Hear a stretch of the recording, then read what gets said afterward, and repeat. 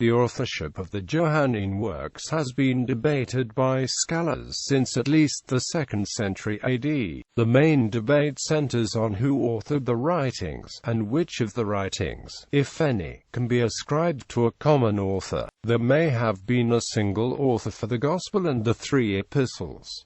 Orthodox tradition attributes all the books to John the Apostle. However, in the 6th century, the Decretum Gelationum argued that 2nd and 3rd John have a separate author known as John, a priest, although some scholars conclude the author of the epistles was different from that of the Gospel. All 4 works probably originated from the same community, traditionally and plausibly attributed to Ephesus, c. 90 to 110, but perhaps, according to some scholars, from Syria. Some scholars, however, argue that the Apostle John wrote none of these works, although others, notably J. A. T. Robinson, F. F. Bruce, Leon Morris, and Martin Hengel hold the Apostle to be behind at least some, in particular the Gospel. In the case of Revelation, many modern scholars agree that it was written by a separate author, John of Patmos, c. 95, with some parts possibly dating to Nero's reign in the early 60s. Early use of the Johannine works. The Gospel was not widely quoted until late in the 2nd century. Justin Martyr is probably the first church father to quote John's Gospel. Some scholars conclude that in antiquity John was probably considered less important than the synoptics.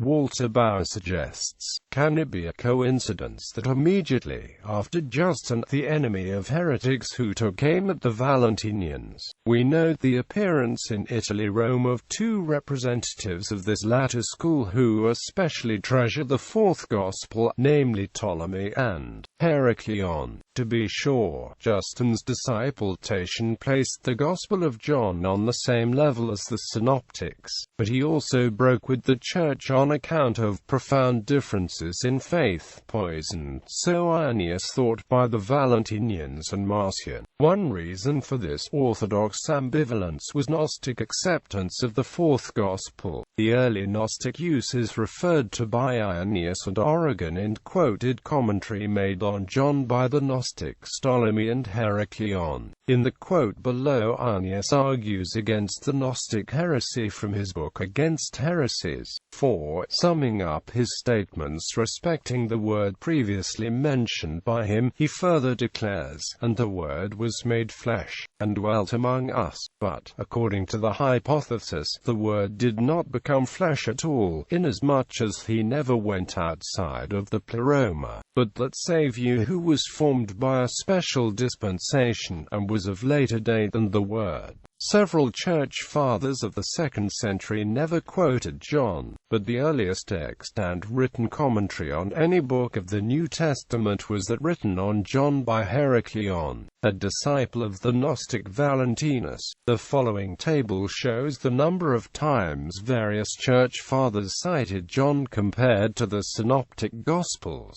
John was considered the last to be written. Most scholars today give it a date between 90 and 100, though a minority suggest an even later date. The 4th Gospel may have been later, also because it was written to a smaller group within the Johannine community, and was not circulated widely until a later date. However, claims for authorship much later than 100 have been called into question due to Ryland's Library Papyrus P52, a fragment of the Gospel found in Egypt that was probably written around 125, as well as by the recent work of Charles Hill. Hill gives evidence that the Gospel of John was complete and in use between 90 and 130, and of the possible use of uniquely Johannine Gospel material in several works which date from this period. These works and authors include Ignatius of Antioch, Polycarp, Papias, elders of Hierapolis' exegesis of the Lord's oracles. Hill holds that many early historical figures did indeed reference the Gospel of John.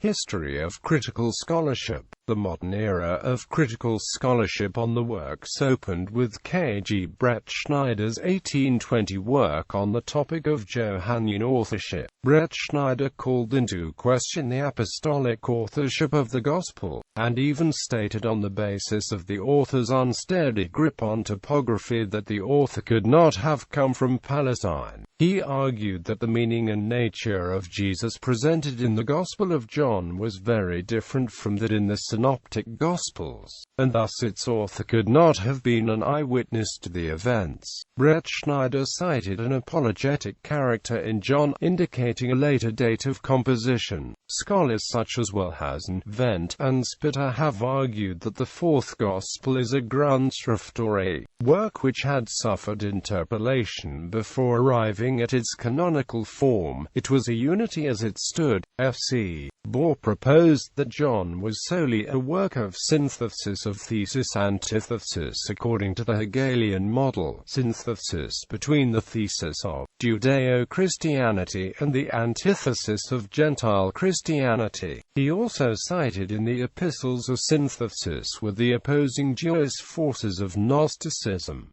As such, he assigned a date of 170 to the Gospel. Early criticism. The first certain witness to Johannine theology among the fathers of the Church is in Ignatius of Antioch, whose letter to the Philippians is founded on John chapter 3 verse 8 and alludes to John chapter 10 verse 7 to 9 and 14 to 6.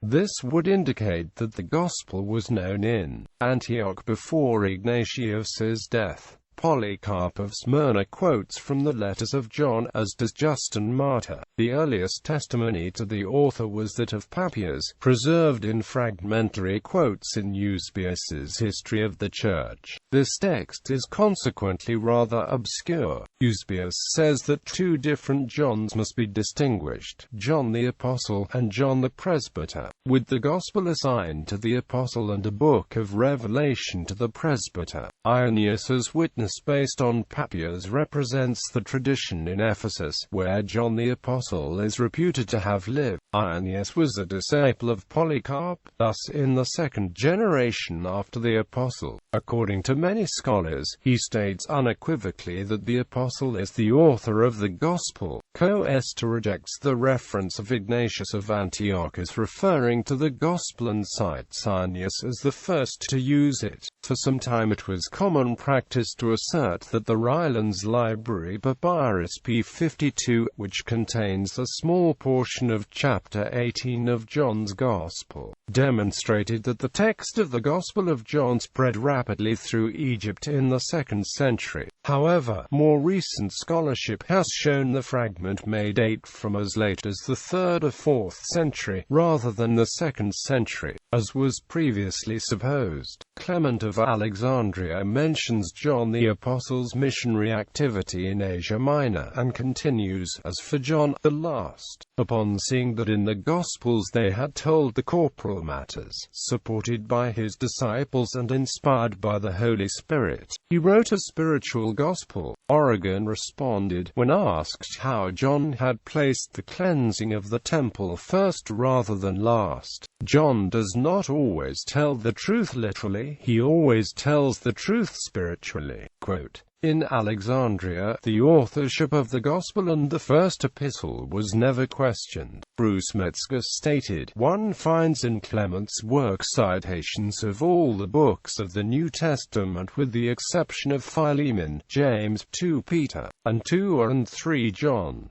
Rome was the home to the only early rejection of the fourth Gospel.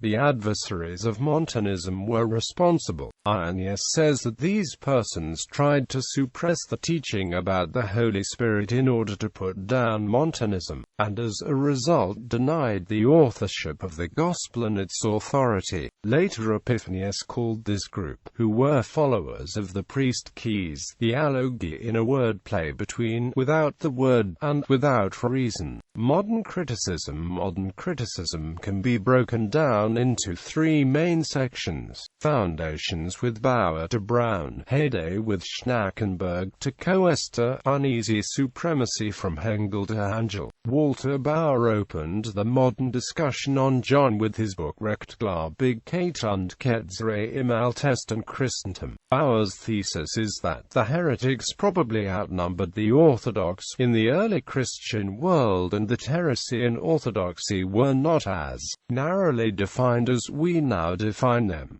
He was convinced that none of the apostolic fathers had relied on the authority of the fourth gospel. It was the Gnostics, the Marcionites, and the Montanists who first used it and introduced it to the Christian community. J.N. Sanders, who wrote the fourth gospel in the early church, examined the alleged parallels with John in Ignatius, Polycarp, Barnabas, and the epistle to Dionysius, and concluded that there was no certain traces of the fourth gospel's influence among any of the apostolic fathers. Sanders argued the book originated in Alexandria. The Gospel of John states explicitly in its text that it was written by the disciple whom Jesus loved. So a great deal of effort has been put into determining who this person may be. Traditionally he is identified as John the Apostle, since otherwise, one of the most important apostles in the other Gospels would be entirely missing in the fourth Gospel. However, critical scholars have suggested some other possibilities.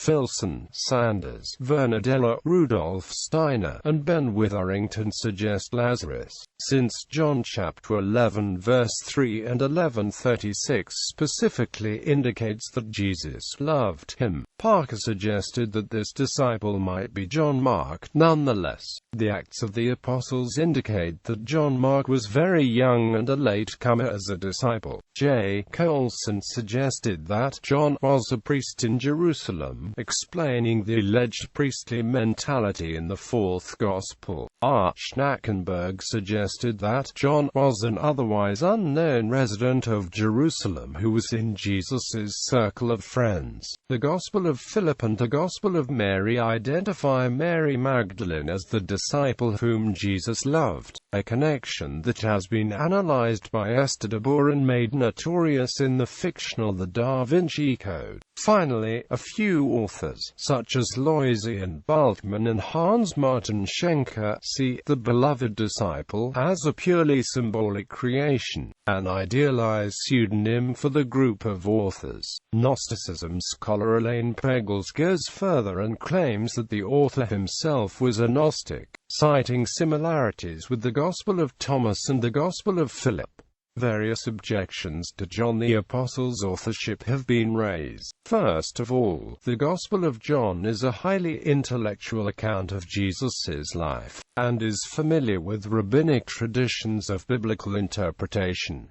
The Synoptic Gospels, however, are united in identifying John as a fisherman. Acts chapter 4 verse 13 refers to John as without learning or unlettered. Objections are also raised because the disciple whom Jesus loved is not mentioned before the Last Supper. The title is also strange to George Beasley Murray because, if the beloved disciple were one of the 12, he would have been sufficiently known outside the Johannine circle of churches for the author to have named him. Raymond E. Brown, among others, posit a community of writers rather than a single individual that gave final form to the work. In particular, chapter 21 is very stylistically different from the main body of the Gospel and is thought to be a later addition. Among many Christian scholars, the view has evolved that there were multiple stages of development involving the disciples as well as the apostle. R. E. Brown distinguishes 4 stages of development: traditions connected directly with the apostle, partial editing by his disciples, synthesis by the apostle, and additions by a final editor. At the very least, it seems clear that in chapter 21 someone else speaks in the third person plural, ostensibly as the voice of a community that believes the testimony of this other person called the beloved disciple to be true. The writing of the Gospel has been dated to c. 90 to 100.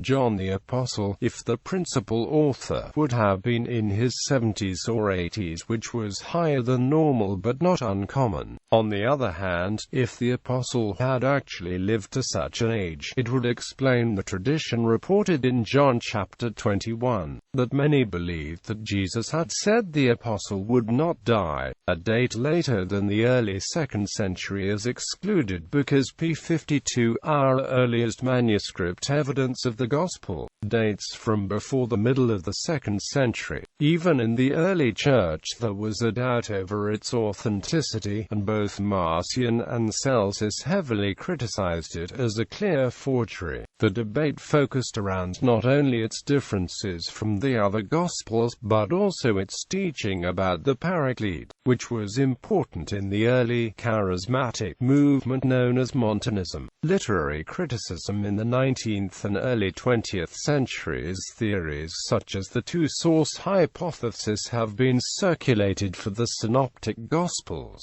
but there has been little agreement about the literary sources for the Johannine works. Criticism in the early 20th century centered on the idea of the Logos, which was perceived as a Hellenistic concept. Thus H. J. Holtzman hypothesized a dependence of the work on Philo-Judaeus. Albert Schweitzer considered the work to be a Hellenized version of Pauline mysticism, while Ariet Zinstein sought the work's origin in Egyptian and Persian mystery religions.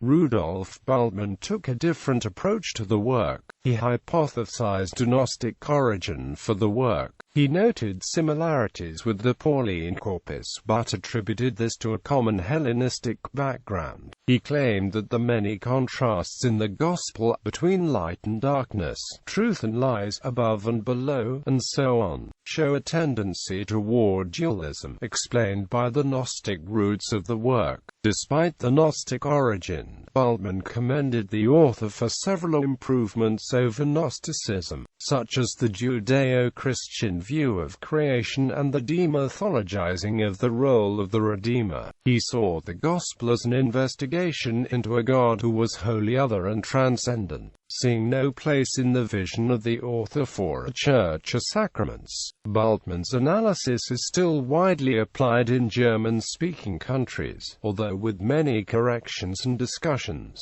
Wide-ranging replies have been made to this analysis. Today, most Christian exegetes reject much of Bultmann's theory, but accept certain of his intuitions. For instance, J. uses Bultmann in his discussion of the Last Judgment, and W. Thusing uses him to discuss the elevation and glorification of Jesus. In the English-speaking world, Bultmann has had less impact. Instead, these scholars tended to continue in the investigation of the Hellenistic and Platonistic theories, generally returning to theories closer to the traditional interpretation. By way of example, H. C. McGregor and W. F. Howard belonged to this group. More recent criticism, the discovery of the Dead Sea Scrolls in Qumran, marked a change in Johannine scholarship. Several of the hymns, presumed to come from a community of ascends, contained the same sort of plays between opposites, light and dark, truth and lies, which are themes within the Gospel. Thus, the hypothesis that the Gospel relied on Gnosticism fell out of favor. Many suggested further that John the Baptist himself belonged to an Ascend community, and if John the Apostle had previously been a disciple of the Baptist, he would have been affected by that teaching. The resulting revolution in Johannine scholarship was termed the New Look by John A.T. Robinson, who coined the phrase in 1957 at Oxford. According to Robinson, this new information rendered the question of authorship a relative one. He considered a group of disciples around the aging John the Apostle who wrote down his memories, mixing them with theological speculation, a model that had been proposed as far back as Renan's Vida J. Acutus. The work of such scholars brought the consensus back to a Palestinian origin for the text, rather than the Hellenistic origin favored by the critics of the previous decades. According to Gnosticism scholar Pagel's Qumran fever that was raised by the discovery of the scrolls is gradually dying down, with theories of Gnostic influences in the Johannine works beginning to be proposed again, especially in Germany. Some recent views have seen the theology of Johannine works as directly opposing Thomas Christian's. Most scholars, however, consider the Gnosticism question closed. Hugh J. Schoenfield, in the controversial The Passover Plot and Other Works, saw evidence that the source of this gospel was the beloved disciple of the Last Supper, and further that this person, perhaps named John, was a senior temple priest and so probably a member of the Sanhedrin. This would account for the knowledge of and access to the temple which would not have been available to rough fishermen and followers of a disruptive rural preacher from the Galilee, one who was being accused of heresy besides, and probably for the evanescent presence of the beloved disciple in the events of Jesus' ministry. On this reading, the Gospel was written, perhaps by a student and follower of this disciple in his last advanced years, perhaps at Patmos.